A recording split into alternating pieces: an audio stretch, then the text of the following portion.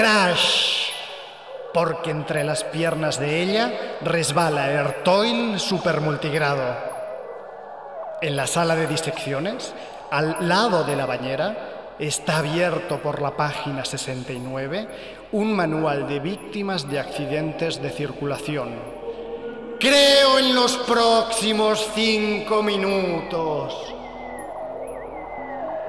En el campo de Lubianka, una isla de cemento, cicatrices plateadas, algo de hierro galvanizado. Yo soy el jinete nocturno, piel roja.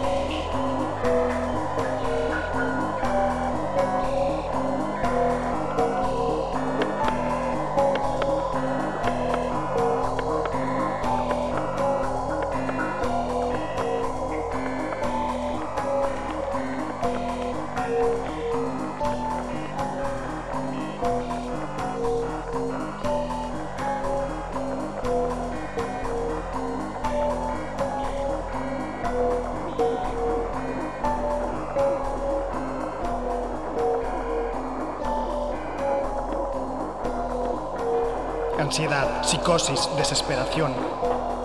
Los tapacubos recogen la lluvia gris que ellos beben. Lubianka tiene la capacidad de autoconstruirse. A veces es un despiadado campo de concentración soviético. Otras veces un cementerio de automóviles de Nevada.